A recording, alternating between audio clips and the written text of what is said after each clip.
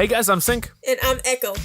And we're back once again. Well, so we were going to do this a lot sooner, but holidays and then, snow. We're snowed in. We don't have any more episodes right now. Snow's not an excuse because we got snow 2 months after the New Year. Yeah. Or month 2 of the New Year, I guess. Exactly. Oh, that's what I was gonna say. Between Kingdom Hearts 3 and snow. There's no in between Kingdom Hearts 3 and snow because Kingdom Hearts 3 was released at the end of January. That's still not an excuse. Okay, well, there goes my intro. This is like February, but we're doing the games we played in 2018. How about that? Better late than never, I guess. I guess. General order of what's going to be happening. We're going to be starting off with games that did not come out in 2018, and we'll do our top 5 of those. And then the top 5 of games that came out in 2018. Followed by honorable mentions, games that we would have liked to play, didn't get to, maybe we'll be able to play it in the current year of 2019. Surprising games, and then disappointing games if we have any of those. So those last 4 ones will be, up to, whether or not we have any of those that fall into the category.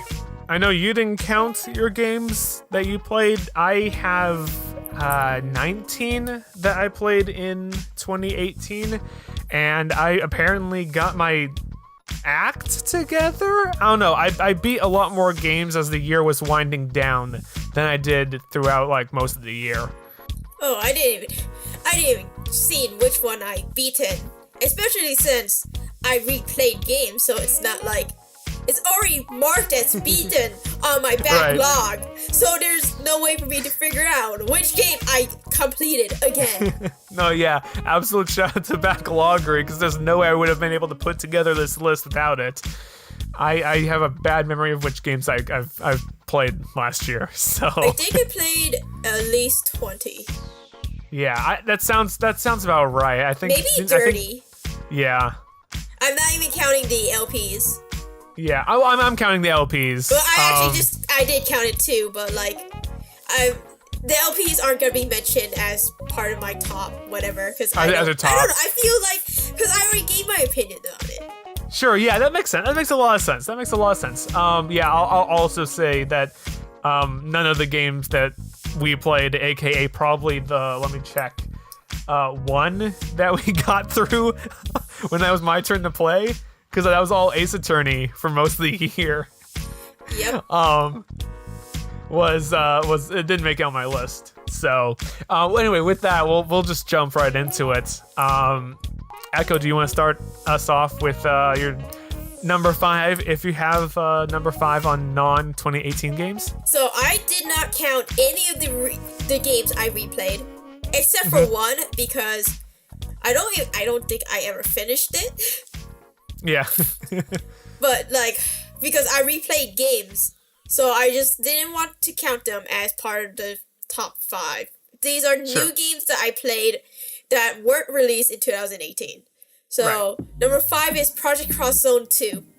Ah, yes. You actually, I still haven't added Project Cross Zone 1 to my backloggery, but yeah, you gave me that one. Yes, I love Project Cross Zone and Project Cross Zone 2. It's stupid and crack, and I love it because it's like one giant ass fanfiction. It's just great. It is. No, yeah, we would talk about you playing Project Cross Zone, at least 1 or 2. I don't remember which one, while we were doing the Ace Attorney series.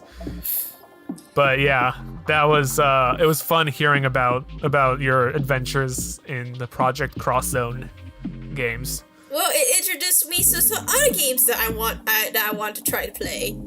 That's really good. It's really good to get some exposure to other games. I haven't gotten around to playing the first game myself yet, but I feel like that's a good quality for that game to have, is to get you curious into the characters or the stories. I don't know how much of the stories is actually in there, but like at least the characters, I would assume. A tiny bit from each game, or like some like the villains or something, or like one of the villains, and I'm just like, I don't even know anything except for like this little premise they put into the game. Right. I figured it would mostly just be the character personalities, mostly for that kind of game. Yeah, there's a little bit of spoilers. Because you can't just have games incorporated from other or like you can't have a game that incorporates other games in a giant ass crossover and expect no spoilers. But I didn't really mind when I tried out one of the games that I got curious about. Right. Let me see. My number 5 is Night in the Woods. That's a good one. I haven't actually played it yet. I got it, but it is... Night in the Woods is an amazing game. It is really good, and I played the entire time with Bay? B? I say Bay. I say Bay too, which the internet culture kind of skewed that in my head a little bit, but Bay, yeah. I don't know. I really liked her character. I spent like the entire game doing stuff with her. A very grounded, like,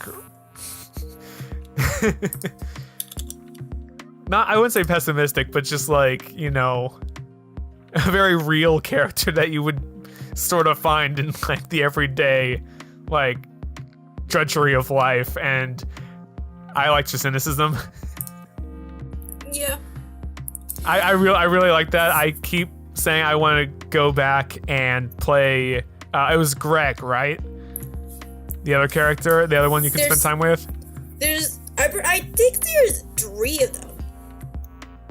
So there's Bay, Greg, who is the coyote wolf, sort of. Yeah. The creature that's like canine-like with pointy ears. Yeah. And then there's Angus, who is the bear.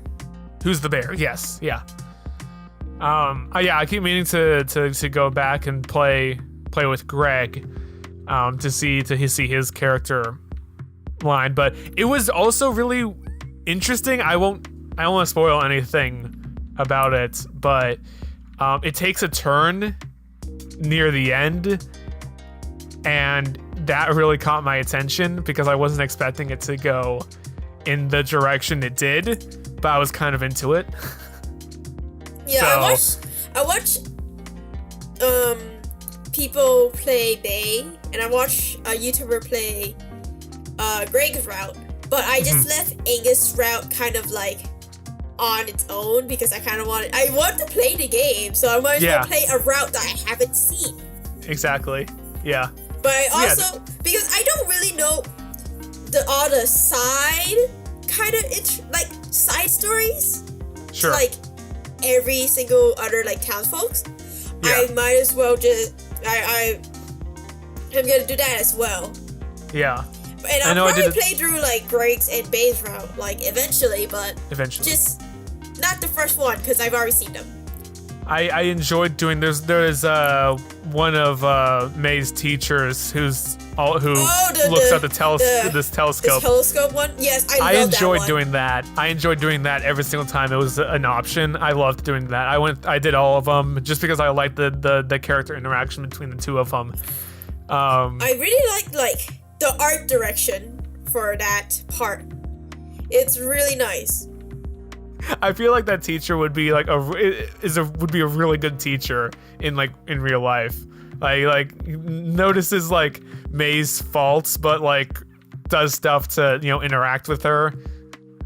I feel like that's why May really likes his class because he was actually a good teacher. And there's a lot of stuff they can pull from that's good life lessons. Bruh, this game is like it hits on a lot of stuff that people who's growing up have to deal with as in college years. And the first people who I watched LP it, I think their story and like what they talk about with their story while playing this game was really, I think, powerful because they related to it a lot. Yeah, there was a lot of I can't relate to it as much as they can. I sort of related to aspects of Bay's story that I enjoyed that because of that. So, and yeah, Night in the Woods, very good game. I like that game. I keep meaning to go back to it once I have a lot of free time and not a whole backlog of games to complete. I still got games I have to play. Yeah, exactly. They don't stop. That's the problem, Echo. Video game creators don't stop putting out new games. Yeah. Don't want them to, but still, like... what's your number 4? God Eater, which is God a Eater. game. Yeah, it is a game that was introduced to me in Project Cross Zone and Project Cross Zone 2. So, my previous game led up to this game. Nice. Yeah, like there was a character that I really enjoyed in Project Cross Zone, the Project Cross Zone games. So I looked up her game, and I was like, I'll give this game a try. And there was a deal for like get God Eater 1 and 2 for like God Eater 2 price. And it was like $23 or something like that. And I was like, okay, going for it. And this is like an extended version. It was like, it's a remake of a remake. Gotcha. So it has more content to it. And I finished the whole thing. And I enjoy it more than I thought I would, considering it's the type of game I don't really play. That's awesome. Yeah. There's a lot more strategy to it that I freaking like don't even. I just hope that I'm doing it right. That's always awesome when you play a game that's outside of your usual genre that you play and you love it. And that's because of Project Cross Zone. That's really cool. I love hearing people say that, discovering stuff that's outside of their normal like play comfort zone. Yeah, I enjoy it. I just really enjoy the story, and like I said earlier, Project Cross Zone has spoilers. And like there were spoilers for God Eater, and the entire time I was like, but Project Cross Zone, what happened? I'm confused. Like it doesn't give me the full story. It gives me like a tiny snippet, and then so when I'm trying to figure out what's going on, I'm still confused because I'm like, but I know one thing. Project Cross Zone has this, so I guess this is gonna happen. Yeah. No. Yeah. I'll have to admit, I don't think I know anything about God Eater. I know I've heard it several times, but I didn't eat her until I freaking played Project Cross Zone. And even then, I was like, I don't understand what's going on, but I like you, so I'm gonna check this game out. Nice. Well, I'm like I said, I might get a chance to experience the same sort of play scenario that you did when I play Project Cross Zone eventually. So that's neat. Yeah, unfortunately, a lot of the characters are like the Street Fighter-esque games, so like the 1v1 fighter games, right? Which I won't really buy a game to play because I don't really play those. But God Eater was one of them that was not that genre, so I was like, okay, I can play this. Yeah, neat. Yeah, I was looking up the date on this one. Oh, there it is. Okay, so back in January, I beat, and for all intents and purposes, for me, completed Okami HD. I was confused why I had this on my list, and I goes, well, wait, no, that was January. I don't know how much more I can say about Okami that I didn't say on the LP. But Okami's a really good game. And the fact that I played this immediately after doing this for the LP. 100%ing the LP. And 100%ing the LP. The fact that I 100%ed it, for all intents and purposes, I didn't do all the feed animals. But for all intents and purposes, otherwise, anything that you could unlock through doing stuff, any rewards you got, I completed. So the fact that I 100%ed the game twice, shows how much I love that game and how much I enjoy just every aspect of Okami's music, art, characters, gameplay. I mean, yeah, real short, but Okami HD. It's on my list because it's a good game. I'm sorry, I skipped ahead. That was my number 3. No. Then what's your number 4? I will mention my number 4 after you mention your number 3. We'll keep this. I'll just, we'll just switch that. We'll just switch that in everyone's mind when we get to it. So. Okay. My number 3 is Danganronpa 2. Okay, yeah. I didn't play Danganronpa 1. I got into Danganronpa back in high school before it came out in America. Right. So I watched a translation of it. / read a translation of it, whatever. Yeah. And I really enjoyed the first game. And the second game came out back in high school, but the translation wasn't finished, so I didn't do anything with it, really. Mm-hmm. But then, fast forward to a YouTuber who played Danganronpa 1, and I really wanted to play Danganronpa 2 and V3 before she did. Mm-hmm. Because I wanted to know her reaction and not just react with her. Yeah. And so I got Danganronpa 2 and V3. And it was better than what I expected. It was really good for a sequel. Usually sequels can't beat prequels, but this one beat the prequel. Yeah. No, that's good. And I'm meaning to play the Danganronpa series at some point coming up. Well, that might be an LP, so... That might be an LP, yeah. Some of these... It depends, because there's a lot of games I want to introduce you to, and a lot of games that I want to introduce you to are fucking long. So, This might be an LP, it might not be, because of how long the other games are. Cough, cough, Tales of Vesperia, cough, cough. Yeah, I'm not saying... yes or no, but some of these games on our list have been or might be future LPs. We will see. Not confirming nor denying. But no, yeah, I do have Danganronpa 1 on downloaded on my computer. So yeah, eventually I will get to it because I've played other games similar to it that I've enjoyed, mainly the 999 Virtue's Last Reward and Zero Time Dilemma.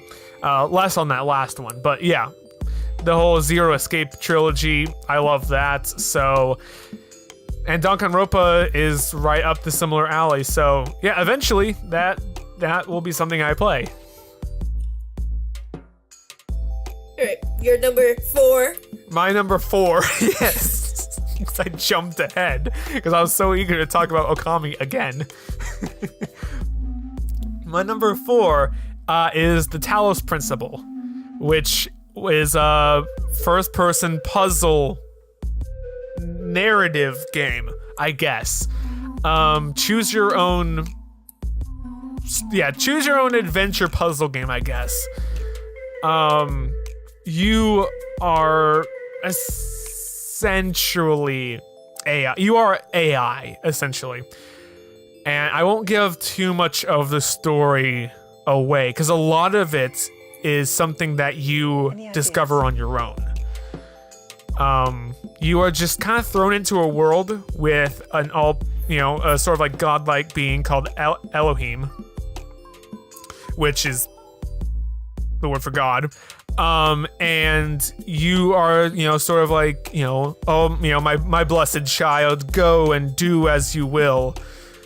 spread, do, Elohim's will, and essentially it's finding essentially Tetris pieces in puzzles, and you do a whole bunch of, it's sort of like Portal aspects of it, where you can manipulate lasers, turn off turrets, you explode a lot due to randomly roaming bombs. It is a solid game with amazing music. I finished the game following the Elohim's word. I did essentially as much as I could without doing all the stars, which are sort of like bonus collectibles. And I won't give away the ending to that one, but there is a second one. There's a second ending where you essentially defy the creator, and it's really neat. There's a whole bunch of really neat aspects to the Talos Principle, where it also questions, it poses to you not theoretical questions, but philosophy questions, like what makes a machine alive, like what is artificial intelligence, are you a human, like what makes a human human, a whole bunch of things. Like I do a horrible job of summarizing it, but it caught me right away, and when I was playing it for a class, and then eventually I'm like, I should just play that again from the start all the way through. So I've gone through one ending. I mean to go through the other one, but at that point I was just going, okay, I want to check this box off so I can get to another game. As long as I see credits, that box is checked that I beat it. So yeah, I highly recommend it if you like, Portal or puzzle games, and you like taking a deep dive into what it means to be human. I guess. I've already played games like that. I don't free need a will puzzle game asking me these questions either. It's a lot of fun. I enjoyed a whole bunch. So, Echo, you're number 2. Well, this ties in with number 3, but Danganronpa V3. Huh. Surprising. Yes. After Danganronpa 2, I played V3, and oh my gosh, if 2 was amazing, V3 blew me off. Oh, that sounds so much like the Ace Attorney trilogy. It started off strong. And there was one case or two that was okay, but the end and the beginning was super strong, and I was like, this is amazing, and I like it even more than Danganronpa 2. That is awesome. And obviously you can't talk too much about it because it gets into spoilers about who did what and plot stuff, but no, I'm glad to hear that the series just keeps getting better, so that's only pushing me more to want to play Danganronpa series. Yeah. My number 2 is Mother 3. Oh right, that's right. Yeah. We did get those. We did get Mother 3. You got Mother 3 as well. I want to play Mother 3, but I don't want it on emulator. For context, we went to a gaming convention, and at one of the booths, they were selling physical cartridges of the fan translation version of Mother 3. By the way, that's a very, very good translation. And that game I enjoyed on multiple levels. I had sort of gotten, not exactly spoiled by having additional saves with Earthbound, having had save states. So I was getting a very genuine sense of playing what it's like playing, the Mother series, essentially, without save states, essentially. Not that I abused save states, because I didn't. But when you die, you get sent back to, wherever that last checkpoint was, and sometimes it's a pain in the butt to go back and do that again. But the story is a fucking gut punch. And I enjoyed it a whole bunch. There's enough, I was thinking on how to convey my feeling on Mother 3. And it's like getting punched in the gut, but then getting handed your favorite, candy bar. Candy bar. Because you get a lot of really nice moments and really funny moments and a lot of heartwarming moments, but at the same time you still get punched in the gut with emotional feels. So there's a new aspect that was added into Mother 3, which has music-based attacks, where if you tap the A button with physical attacks to the rhythm of the song, you do consecutive attacks. And that's a whole bunch of strategy that is played very well into boss battles as well. But I really enjoyed Mother 3. That was a lot of fun, and I'm not going to spoil anything on that, but I love the characters. I hated some characters in a good way. And I had fun with it, and I am now among the people who are hoping that gets a proper release from Nintendo. That's not gonna happen. The creators said, the creators of the translation said they could just straight up take their port, their fans' translation, and use it in the official translation for the official game. But yeah, Mother 3. I enjoyed Mother 3 a whole bunch. Echo, you're number 1. Alright, my number 1 is Hotel Dusk. Oh yes, I'm so glad you said that. Hotel Dusk was a game that my cousin borrowed from Nintendo back in the days, and I don't remember if I finished it, but he finished it. But I didn't quite remember the plot. Right. Or the mechanics. Actually, I think I got stuck at one part and I couldn't figure it out, so I never finished it. But I don't remember. But I replayed it again earlier this year, January or something, I don't know. And it was as good as I remember it to be. And I still love the art direction in it so much. And I wish there could be another game that will use that same art style, art direction. I know I've mentioned it before, but there is the European version that did come out, and can be played on any DS, but it can be up there in price. But the sequel does exist. It just never came out in the States and is hard to find in the wild. It's almost impossible to find in the wild, but yeah.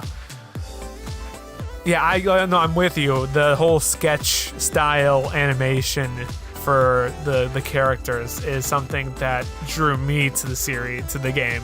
Not series, sorry. It could be a series since it has a sequel, but... Yeah, technically it is a series, but in the States we only ever got the one. Yeah. I think one day I'm gonna create a game with that same art direction. That would be so I'm cool. not sure what the game mechanic will be and what the story would be, but I just want to do something with that kind of art direction. It's really good. It is really good. And I hope that one day I will be able to make a game that will do the same thing and be just as good. I remember taking a lot of pictures of moments that I liked in that game, with your main character detective, who I'm also glad is a spirit in Smash Bros. Ultimate. Yeah, I got him and I was like, yeah! I'm like, yeah, representation for a not well-known game, yeah. And then the main character for Trace Memory as well. Yeah. I was like, oh yeah, even more. I took pictures of both of those spirits because I was so happy to see them and recognized. Yeah, no, yeah. Hotel Dusk is a good game. Yep. And when the, I guess, few non-education games that hold the DS sideways. My number one is a little game. You may have heard of it, called Earthbound. Did you really play that this year? I did. I was playing it while I was going to Texas for RTX. Oh. That was mid 2018. I thought you played it earlier, but okay. I may have started it early in the year, but no, yeah, I was playing it while I was at RTX. Earthbound's a really good game. I don't know how much I can say that hasn't already been said, but I love the characters. I love the not entirely whimsical, but like the very like sort of like child sense of, you know, adventure, I guess. It's a little whimsical, and I like that. It's more lighthearted than Mother 3. Oh yeah. I know like a little bit of the premise of Mother 3, but yeah. I already know that it is dark. Yeah, it gets dark. Mother 3 is a dark game, and that's ultimately why it's number 2 and not number 1 for me. I enjoyed Earthbound more than Mother 3, but Mother 3 has a lot of aspects that I like, and its characters, at least its main characters, are a lot deeper than Earthbound's. But I still love both of them. I just like the sort of more lighthearted aspects of Earthbound more. Earthbound's a very good game. I enjoyed playing it, and you can play it on the SNES Classic, on the Game Boy, the 3DS.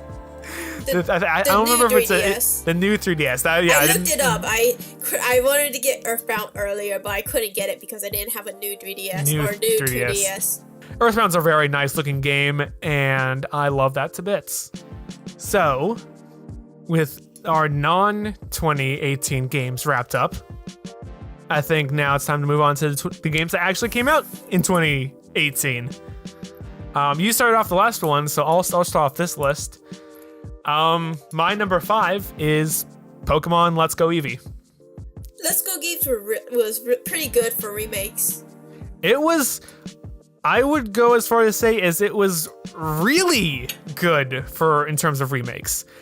As for like a mainline Pokemon game, I would say it was a good one. But as for just experiencing Kanto for the 4th time, if you count Gold and Silver and Heart Gold, Soul Silver. I don't.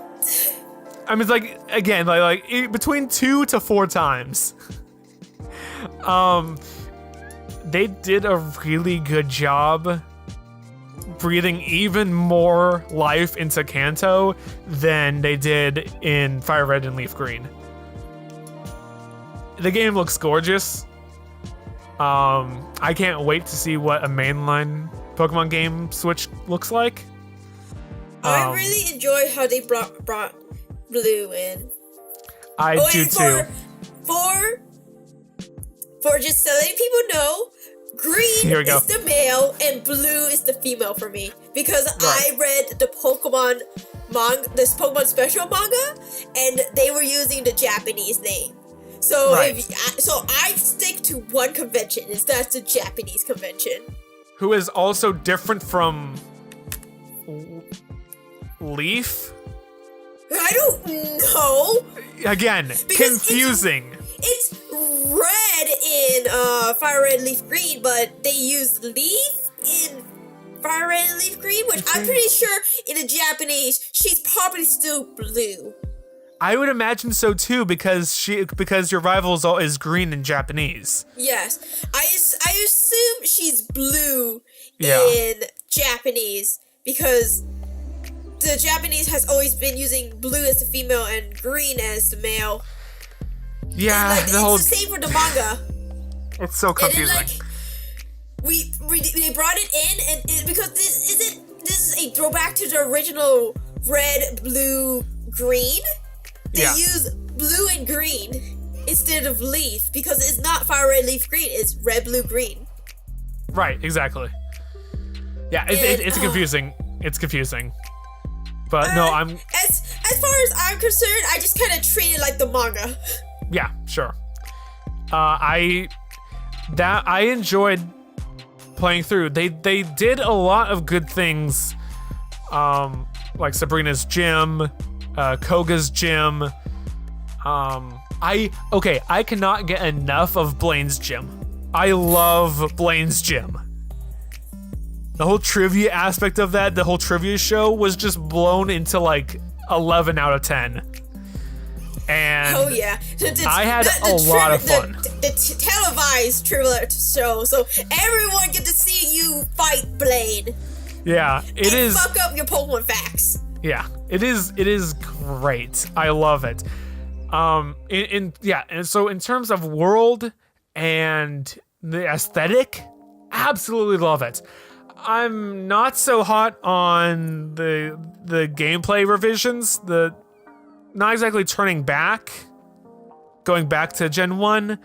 I'm not a huge fan of using the motion controls. I think the best one is probably in handheld, where you just use the gyroscope and just press A to toss the ball. And not being able to catch underleveled Pokemon up to your team is a big pain in the butt unless you have the Pokeball Plus and you take that Pokemon with you. I have gripes with it, but overall, the aesthetic and everything, plus your partner Pokemon, is so fun to have with you. I absolutely loved Eevee, and it is, I enjoyed it. I don't want to say I reluctantly put it at number 5. Though I would be lying if I wasn't planning on having that on my list at all. But I did enjoy Pokemon Let's Go Eevee. And,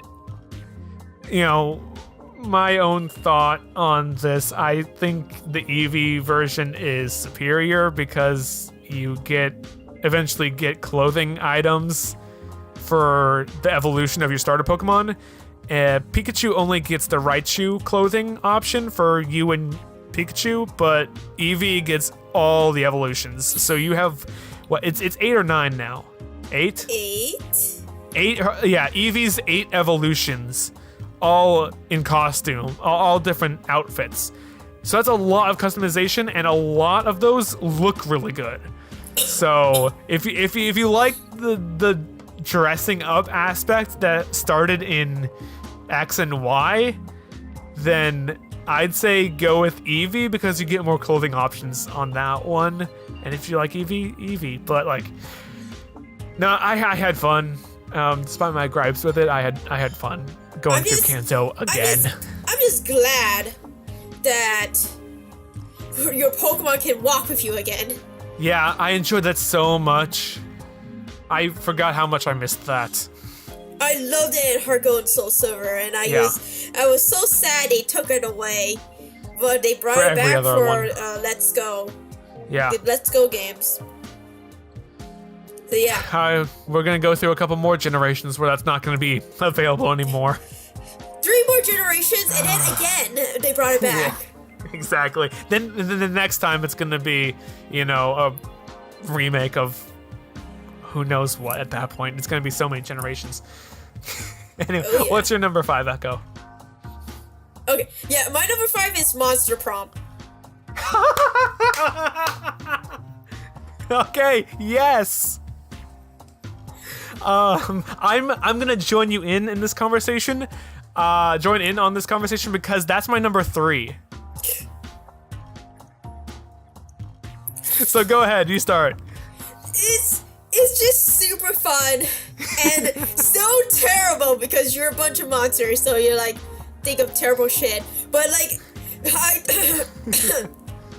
me and a friend would just go spend a couple afternoons trying to go through every round and trying to get fucking Liam, because no one can get fucking Liam for some fucking reason. We did everything right and he still rejected us. And we were like, he's the ultimate one. He's the one that we have to get in the end, the very end. We have to finish everything else first and he'll be the one to get at the end because then it'll be satisfying. Yes. I went for Liam a couple times and I couldn't get Liam. Liam, for some reason, it's so hard to get with. And even if you do everything right. But anyway, like, me and that friend still wants to go through and try to get every ending possible, and I just enjoy it. I love it so much. It's so funny. And meanwhile, you steal Polly from me when we did it on the channel. Oh, no. That was not on the channel. That was with our friends. Is that with our friends? Yes, go back and watch that episode. I'm sure. In any case, I never got Polly. In any case, wherever it was, I never got Polly. Best. That was so good. I can't believe I never got to party with Polly from you. I never got to party with Polly. I love how I freaking stole Polly from you. What I did. Sniped her. And you were playing my wingman. You were playing as my wingman for Polly. No, I wasn't. I was which one was your it? rival for Polly. I'm getting all these mixed up because I've lost to Polly. I've lost Polly so many times. So many times. Mine is so many times. Just outside the time we played to go for Polly. Yeah. Gosh. But the way Monster I stole Prom Polly is so from good. you is still the best and my favorite moment. It's so good. I love Monster Prom so much. It's so funny. It is so many jokes. I forgot to tell you last time we recorded, but there is actual physical merchandise for the in-game items in Monster Prom. Like the dragon book. The dragon Erotica, yeah. Erotica. There's actually like a poster for it. There's a whole bunch of merch for it, and I'm like, I only found this out like last week. I go, oh my god, Echo needs to know this. Yeah, what I was gonna say. I forgot what I was gonna say. Oh well. Also, actually, now's a great time to do this because I plan on putting this together and, you know, sending this out like today or tomorrow. Second term is coming up. The sequel to the game is coming. Sequel or like updates to it is coming up real soon. Ooh. It comes out on Valentine's Day. Oh wow! You think it'll come out on the prom night? Yeah, so it comes out really soon. So that's something we should play at some point because, oh my god, Monster Prom, and I need to send you one of their new characters after this because she looks awesome. No, yeah, Monster Prom is a hell of a game and I love it. Okay, my number 4 is Deltarune Chapter 1. Oh, Deltarune! I did not put that down. Yeah, I almost forgot to put it down. But, Deltarune was so good. I updated, I went down to sit down, I double checked my list, and then I went back through backloggery to make sure I didn't miss anything, and I actually missed a couple games, including, because I hadn't updated it in a while, but yeah, Deltarune Chapter 1. I'll be honest, I wasn't sure if Toby was going to make another success to as much of a success that Undertale was, but Deltarune was really good. Deltarune was. I don't know if Deltarune will ever beat how good Undertale is. I don't think so either, but I think it is still a very good game in and of itself. No, yeah, no. It's sort of like, it's not exactly the way I want to put it, but like, because like you said, I don't think anything afterwards is gonna come to the same level as Undertale. But I'm glad to see that Toby is can still make really good games. But I'm glad Deltarune is good, and I can't wait to hear more about the development and play more Deltarune as it comes out. So what's your number 4? I guess this is re-release or whatever, but Bayonetta. That's fine. That's fine. It came out this year, so yeah, that counts. Yeah, I had to look it up for when I was making my list. Yeah. But Bayonetta is a really good game. Of course, the type of game it is, I can't get through on not easy because I am a button smasher rather than learning combos. But I just really like Bayonetta. Like, she is like amazing, and I want to be her, but I can never be her because no one can ever be Bayonetta. Bayonetta is like a deity. few people have the hair and legs of Bayonetta. Yes, very few. But I love her, and I love Bayonetta's the game, awesome. and I love how over the top the game is. Yeah. And it's really funny. Just love it a lot. Yeah. I already mentioned my number 3 is Monster Prom, so how about you go ahead and name your number 3? Smash Bros. Ultimate. That is fair. You know what? I don't think I added that on my list at all. I actually played surprisingly little game that came out this year. I did too. I think I only, after like a couple additions, I only played 8. I played 6 8 or 8. too. Yeah. I played 8. And it's like I was very surprised at like how little games I played that came out this year. I played a lot more games that came out not this year. Yeah, no, I was in the exact same boat. I started more games that I didn't finish than I beat of games that came out this year. And I played more games, like you said, I played more games that did not come out this year, or last year, I guess, than games that came out this year. So, yeah, it was a weird conundrum for me to make this list. Yep. No, I also have Bayo 1 and 2, and I mean to go and play those because I really want to play Bayonetta 1 and 2. Because I've heard so much good things about it. No. Yeah, maybe. Maybe. Who knows? We have not even talked about M-rated stuff. Yes. Neither can confirm nor deny. But Bayonetta is a good game. It is a good game. My number 2 is Bloodstained: Curse of the Moon. This was a game from the Bloodstained series that will be coming out eventually. I don't know the updates on the actual Bloodstained mainline game, but Bloodstained: Curse of the Moon was a sort of intermediary title that would come out before the main game release, and it is styled after the early Castlevania games. I find the similarity to Castlevania 3 the most fitting because you recruit more multiple characters and you can play as them. And it is a very good classic Castlevania sort of game. You can choose the controls, whether you wanted to control like classic Castlevania with the knockback or not have that knockback. You can essentially choose the difficulty on that. With most of the other games of that series, you play through it once, you get an ending, you play through a harder difficulty, and you get, the real ending. I only played through it on normal mode, and it is easier than the classic Castlevanias.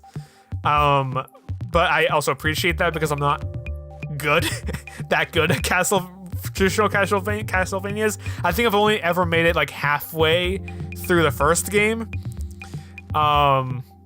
So But I enjoyed that whole bunch. The music's nice. The bosses are nice. I really enjoyed the bosses. There's another game I'll talk about later that I wish I could have put on this list. That had even better bosses than Bloodstained. See, it's so Castlevania, I sometimes slip into calling it Castlevania game. But that aside, Bloodstained Curse of the Moon is a really good classic Castlevania. So if you like traditional Castlevanias, I recommend that game. So you're number 2, Echo. Hang on. Okay, there it is. The World Ends With You Final Remix. Okay, yeah. The World Ends With You is a game that I love a lot. I played it back in... It was either late middle school or early high school. I think it was middle school. That time frame sounds right, so... And, like, I've taken some philosophy from The World Ends With You. Cool. And so when they got a remix on the Switch with, like, added content and stuff, I was like, heck yes! And I only played through the main storyline. I haven't gotten to the added content before I like went and started playing the rest of the Ace Attorney series. But like it's still really good, and surprisingly enough, with the changes to the battle mechanic, it's not that bad. I really like how they set up some stuff with the partner battle combat. But like I feel like some of the, I guess, lore is lost by getting rid of the dual screen. I could see that. I heard problems with the Switch ports, and that sort of only solidified my want to play the DS version. Yeah, like that's like one of my complaints was like, it's just losing the dual screen kind of lost some of the lore. Yeah, I can see that. Makes me curious on how the Ace Attorney series is going to be, well, moved over to the Switch. It'll probably be like the Wii. It's probably going to be like the Wii or mobile titles. Yeah. Yeah, I think the World Ends With You, like, it took stuff from the mobile titles. So, yeah. No, yeah. The World Ends With You is a game that I've been meaning to play. And once I beat, let's see, I'm currently playing Mario and Luigi Bowser's Inside Story. Once I beat that one of those games, it's either going to be The World Ends With You or Chrono Trigger. That's going to be my next handheld game. So I think it's going to be The World Ends With You will be my next handheld game. Because Chrono Trigger is a longer game. Yeah, I'm currently playing Tale of Vesperia now that I finished Kingdom Hearts 3. And I feel like because of how long the game is, I'm going to dedicate both console and handheld time to it. Because handheld time is really just 1 hour on the bus each day. Sure, yeah. So if I just play at home and on the bus, I can get through it way quicker. Yeah. Well, it's that time for our number ones. And my number 1 is Celeste. I'm not surprised. Yeah. I really loved Celeste. It was a very good precision platformer with a really moving story, of really good characters, and did I say amazing music? Because it has amazing music. I've already forgotten if I mentioned music, but it has amazing music. I love the music so much. I have the soundtrack, the B-sides, the piano cover, and Prescription for Sleep. which are all those last two are all from Celeste. So I really love Celeste, and the music is amazing. The controls are tight. There's only one level that I have trouble with, and that's one where you get up in the clouds. But like everything else, man, like that is a really, really well done game. Yeah, if I play Celeste, I'll just hate it. Yeah, it's a platformer. It's the precision platformer. So yeah, I watched you played it, and the first thing I thought was, I will hate this game. It doesn't matter what story is. It doesn't matter what music is. It doesn't matter anything. I would hate the game. I would just play the first level and then drop off. Yeah, that's fair. It's like it's totally meant for like to your taste. So, but it has sort of the not entirely 8-bit but retro aesthetics. It has everything lined up for me, and I love that. So. Yeah, if you had given that game to me with no explanation, and I had never seen you anything from it, I would just like drop it after the first 5 minutes, be like, nope, I'm done. Yeah. I'm done. No more. No more. And your number one? Octopath Traveler. Yeah, I also expected that. Oh yeah, Octopath Traveler was definitely up my alley. Yeah. And the funny thing is that I put that on hold because of other games, and I just the length of it was sort of overbearing on me. I do mean to go back to it and keep playing it, but no, yeah. Octopath is a really good game. Technically, I did finish the game, I guess. I tried to look this up, and the final boss is optional. So I say I did finish the game, but at the same time, I want to finish that final boss as well. Totally fair. But because I play the game as in, I play using my favorite characters, and they get the best equipment. Which, because each stats is very important for what class each character is. Because I don't play that way, I don't optimize my party, so I always lose at the final boss. So what I really need is a fucking guide that tells me exactly what to do, including equipment. Yeah. To help me beat the final boss. Yeah. And I may have to train up people to use the class that I need them to be, because not everyone have their skills unlocked for every single class. It also has amazing music too. I love the music. It is amazing music. I love the music. I got the break and boost arrangement. And one day I would get the original soundtrack, but I also got the metal arrangement for it. Nice. Oh yeah, that was top 5 of the games that came out in 2018. We're in February. I don't think I can actually get away with saying this year anymore. No, you can't. I can't. How it's you my own fault. Use Kingdom Hearts 3 as an excuse to not record this. Shh, we're cutting that out. At this point, let's do honorable mentions.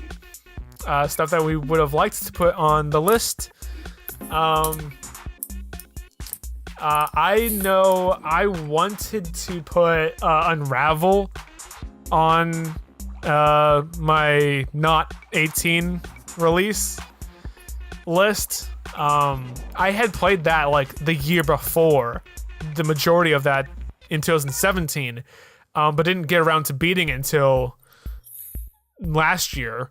But the story is really nice. I love playing as Yarny, and the story, you just build this person's story up through all the levels, and it's really nice. I enjoyed the atmosphere and the light platforming and puzzles throughout. It was really nice. I enjoyed that.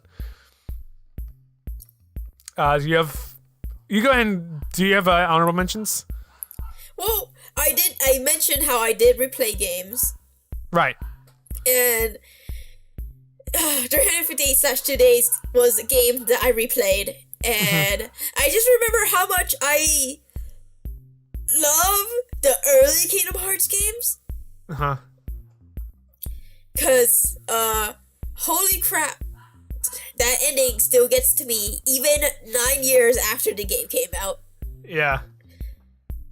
I can see that. Yeah. That game, I don't care what anyone else says, is my favorite. That's fair. Everyone's entitled to their opinion. That's fine. Yeah. Yeah. So I want an honorable mention for that. And then there's the Ace Attorney games. Yeah. It's so good. But I have to say that the later games, I love some of the characters, but I just hate kind of what they did to the lore. Okay, yeah. Like, I'm just gonna say that, like, I don't know. Sometimes it just feels like, with the fandom anyway, that, I don't know, it feels like sometimes when I read stuff for, like, posts, like Apollo Justice posts, onward, there's just, they do like the family style things, but they just don't have Maya and Pearl, and I hate it. That's really what I hate, like, just cutting them off from their lives. You want to see more. You constantly want to see more of them. Yes, but it's not just that. It's just like if you're just like sometimes they're like, this is my family, and I was like, but where's Maya and Pearl? Cause they're family too, and I will reject anything that doesn't have them as well. And that's just my biggest issues is that it's you like miss them. It's like they just got booted from some like when writers like write stuff with the crew, and I'm just like, but they're there too. You can't say they're not family. Sure. And that's just what I really don't like. I think the trilogy is more up my alley, but there are characters I really like in the post trilogy, but the trilogy is the best in my opinion. Yeah. You rattled off two, so I'll rattle off two. The Messenger is sort of like a Ninja Gaiden sort of game. The writing is really well done. The bosses are amazing. I love the bosses. These top Curse of the Moon. I love playing it. The controls feel super tight, and it's all about you knowing the controls and mastering them to get far. The only reason why it's not on my list is because I didn't beat it, and we only count beat games. So Messenger didn't make it onto the list. I want to go back to it because I love the music, I love the controls. It's an amazing game, but I just didn't get back to it. I'll skip over Octopath Traveler. I briefly mentioned that. Hollow Knight, I guess, is my other honorable mention. That I wish, in terms of ones I didn't beat, Hollow Knight, I enjoyed playing that Metroidvania sort of game. I don't remember how far I got. I think I got somewhat, not too far, but like far enough to have a lot of the world, or if not all of the world, unlocked. But that's also a really, really solid game that I loved. I just didn't beat it because I think I was playing other Metroidvania games, and I was getting tuckered out from that. All right. Do you have any other honorable mentions? Hang on. I'm looking through the list. All the games I replayed because I replayed them for a reason. I replayed Final Fantasy VI. I replayed Kingdom Hearts 2. I replayed Golden Sun: The Lost Age. It's because I love those games. Well, Oracle of Ages, I finally finished. Nice. And some of the dungeons were like just difficult, and like one part, and I get stuck, and otherwise I could go through that dungeon fine. But like the Oracle games, I really like. Yeah. I grew up with Oracle of Ages. I didn't have Oracle Season, but I really like Oracle of Ages. just the Oracle games, really nice, and I really like how they are linked together. Yeah, they are. But like they're like different story too, so it's not like Pokemon difference. Right. It's just straight up different games, but they're still linked together. And I think I've tried beating Oracle of Seasons twice. The year before. One in 2017 and once again in 2018. I will beat those games eventually. They just keep dropping off of my list.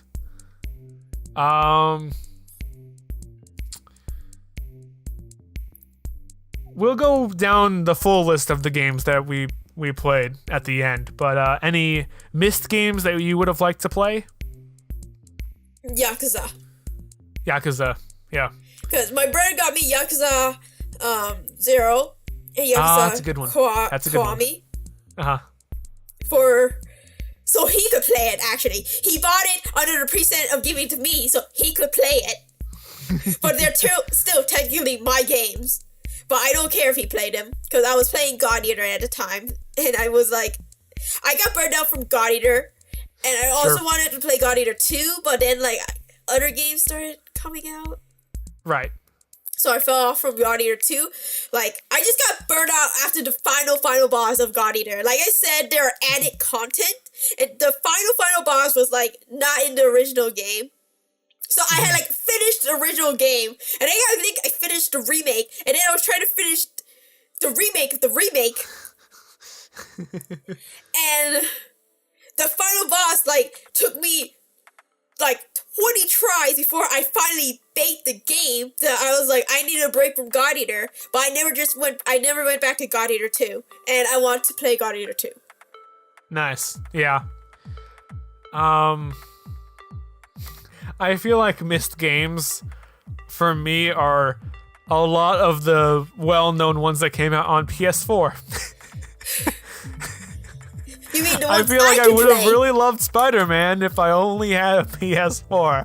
I would have loved to play, I don't know, like, insert well-known PS4 title here, if only I had a PS4. Well, just your luck that Nier Automata has a Xbox One port. Yes, exactly. And PC. Surprising games. Any for you, Echo? No. Neither have I. There's ones that I enjoyed, but none that were like, I don't know, and then oh my gosh, sort of thing. Yeah. Like a lot of the games I played, I went in like, yeah, I played other games. I expect this to be as good, you know? Right. Like Project Cross Zone 2, that was from Project Cross Zone, so yeah. The Danganronpa series, I was like, oh yeah, because Danganronpa 1 was really good. Yeah. Well, I guess maybe God Eater, but like I Sure. didn't really go in being like, oh, this might be a shitty game, and then like be surprised from it. But like it was a game I knew nothing about, and I ended up enjoying it. But I wouldn't say it was surprising. It wasn't like one of those games I got like, oh, maybe I'll just play this and see how it's like, and then be like, oh my gosh, this is amazing. It was like I need to know about the character, and it's just end up liking it, I guess. Yeah. I think I'd be stretching it, but like surprising, like I bought The Messenger blind. I knew I had heard The Messenger before the previous year, and I knew I wanted to play it, and I knew I wanted it. So when it came out, all of a sudden I'm like, oh, it's out, I'm gonna buy it. And I did not know anything about the game. I forgot everything about it. So when I started up, I go, oh, whoa, this game is what? I wasn't expecting this. I had no idea. It was opening a present I gave to myself and then just completely forgot what it was, sort of thing.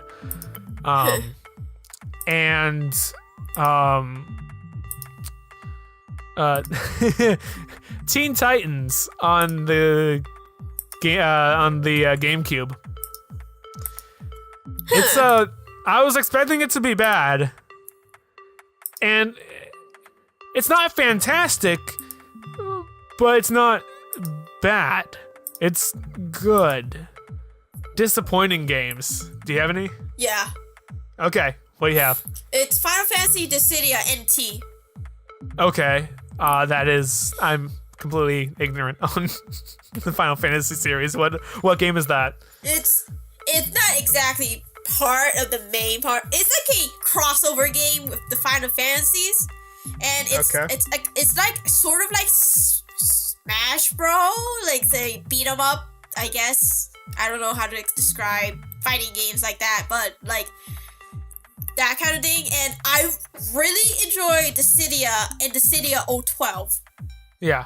And I thought maybe the PS4 version would be like that, but it's not, and I really don't like what they did with it. Sure. It is like, I can't progress the story either. Like, there's a story, and like, I can't progress because I don't like playing the game. It's not even like I suck at the game, well, I do, but it's like, you have to earn tokens in order to move on with the story. Right. And to do that, you have to play matches, and it's online, and it's so for competitive stuff, and I don't like that. Even with the City 012, I could play like wireless, connect to another PSP, and battle it out with someone else. But I could also play by myself and progress the story without having to earn these fucking tokens. Yeah. And I hate it. Like, I was like, ugh. This is a disappointment because I love Dissidia. Dissidia is a good game, like not for the story. It's convoluted, but I have a headcanon about like the Dissidia games, but I'm not gonna discuss that. But like, it's just Dissidia had a good gameplay mechanic, and they kind of ruined it in Dissidia NT. Yeah. I don't think I have any disappointing games either. I think if anything, there's only been a couple ones where, it's just, it's a game. So, do we want to go down the list of the games that the full list of games that we played? Alright. New games that came out in 2018. I have Celeste, Kirby Star Allies, which I found easy and sort of boring when you don't have multiple people. Bloodstained Curse of the Moon, Flipping Death, which sort of feels like Psychonauts but 2D, but there's a lot of backtracking. I don't know. I couldn't get into Flipping Death. Yeah. Monster Prom, Deltarune Chapter 1, Pokemon Let's Go Eevee, and Gris. Games that came out this year. Kirby Star Allies, Monster Prom, Bayonetta 2, Octopath Traveler, The World Ends With You Final Remix, Pokemon Let's Go Eevee, Smash Bros. Ultimate, and thank you for reminding me, Deltarune. Also Smash Bros. Ultimate. That's not on my list that came out this year. It's also didn't make it on my list because technically I didn't beat the story mode. I haven't either. Smash Bros. Ultimate to me, or like Smash Bros. Itself is I unlock all the characters, I technically finish the game. That's fair. Also, technically if you play adventure mode, you see credits. Yeah, it is true. So technically I could count that. But I also think the story mode also counts more of the story. The story mode isn't really story mode in my opinion. That's the thing. It's not really either. Yeah, I don't know. It's just like a board game. It's like a board of all these matches that you could play with different strategy. That's pretty much what I feel like it.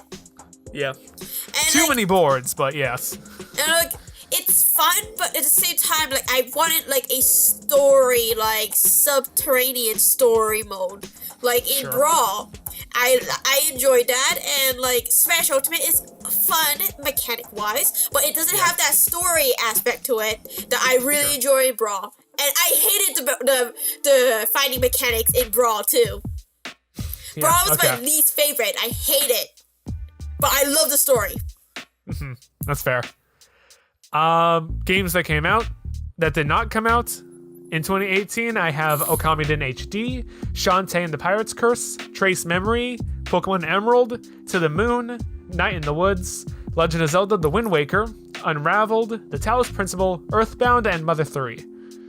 Alright, I have Radiant Historica, Hotel Dusk, Super Robot War, Endless Frontier, Project Cross Zone 2, Final Fantasy 6, God Eater, Odin Spear, Oracle of Ages, Final Fantasy Dissidia NT, Link Between Worlds, Justice for All, 358/2 Days, Kingdom Hearts 2, Golden Sun The Lost Age, Danganronpa 2, Danganronpa V3, Trials and Tribulations, Apollo Justice, and Dual Destiny. Nice. I didn't realize you played wow, it was in my head until A Link Between Worlds. Oh yeah, I played Link Between Worlds. Like, after playing Oracle of Ages, I just felt like another Legend of Zelda game, and I wanted to replay Link Between Worlds because it was so fun. And it is fun. I love it. I love that game. That is, if there's any 2D Zelda that comes close to A Link to the Past, it's A Link Between Worlds. That's because it's literally it's literally the same. It's literally the sequel to it. It's literally the sequel in the same world, except like 100 years in the future or something. Yeah, like something like that. It's like it's I don't know. It's funny. I loved playing that. That was all before. I'm pretty sure that was all before this and before Backloggery. But yeah. Do you have a list of games that you started but did not finish? That list that I read out loud was just list of games I played. I don't know which ones you played or which ones you beat or which ones you didn't. Yeah. Okay. I beat most of them. I think I started Golden Sun The Lost Age, but I didn't finish it because I got distracted by other things. Yeah. Like, Golden Sun The Lost Age is a game that I like to play when I don't really want to play anything else. Right. Yeah, I like I said, I just went through Backloggery and just checked which ones that I had started but I never saw completed. Well, the thing was, I've already beat Golden Sun The Lost Age. I can't do that. Exactly. Yes. I guess technically you say that I didn't beat Dissidia NT because I quit. Sure. I just watched the cutscene online and yeah, it's just a mess. Yeah. Well, it's a mess for someone who don't like the competitive field. Yeah. Because I don't like the competitive thing, and it's obviously for connecting with other players to battle them. But I just don't like that. Also, it's really hard to go buy equipment for some reason.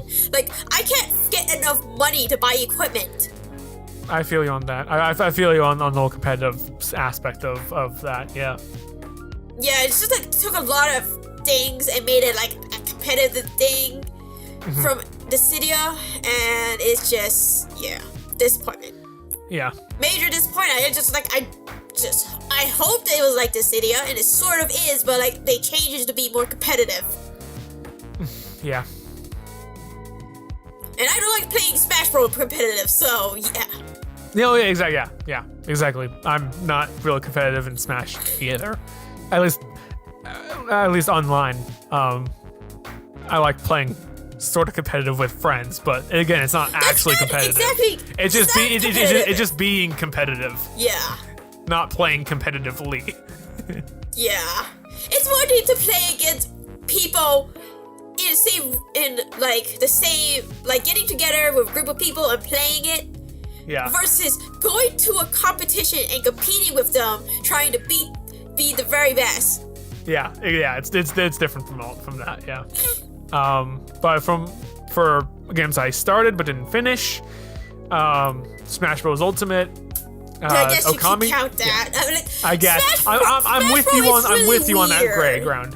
I'm with you on that gray ground. Is that like you saw? I unlocked all the characters, but like not story mode. But I did see credits. So anyway, yeah. Okami Den, which is still. I still played. I turned on at least and tried to play a little bit of. I think I got a little bit further, but again, I dropped it. Rhyme, again, I just played it on when I don't have anything to play. When I don't feel like playing any of the games I'm currently playing, and I don't know, just the slowdown that port experiences on the Switch is disappointing. Teen Titans, Amazing World, that monster creation game on the GameCube. Oh my gosh. Donkey Kong Country Tropical Freeze. I started that. I really started enjoying it, but I didn't continue picking it up. Donkey Kong 94, which is on the Game Boy. You have an SNES now, so if you have a Super Game Boy, I would love to show you what that looks like. Well, I have to get a Super Game Boy. Cause it looks entirely different. It has full color, which is amazing. Momodora Reverie Under the Moonlight. I need to play that game. Yeah, I started it. I was liking it. The combat was really close. Closer than I normally feel like, but yeah. Oh, I also didn't mention Moonlighter. Moonlighter was again, this isn't a full list. I'm realizing now. Moonlighter, I didn't quite finish that one either. Katamari Rerolled. I haven't finished that one yet either. I'm still playing that on, off, and on. This is a long list. Yeah, Hollow Knight, Pokemon Yellow, which the save corrupted on that, so I'm not going back to that again. The cartridge or DS? The save is like, oh, the save data has been corrupted. Cartridge or DS? Cartridge. Okay. It's not battery, is it? I don't think so. It could be battery because that happened with me and Crystal. And it was because the battery was dead. Yeah, which I wouldn't be surprised if that was the problem. Octopath Traveler and The Messenger. I feel like I'm take a quick peek at backloggery, but I believe that's everything. Oh, Monster Boy and the Cursed Kingdom. Yeah, like I said, I started a lot more games than games that came out in 2018. There's a lot of games I still need to play. But yeah, that wraps up the game of the year. And we will see you guys soon for the continuation of our Let's Play. Maybe. See you guys then. Maybe. See you guys then. Bye.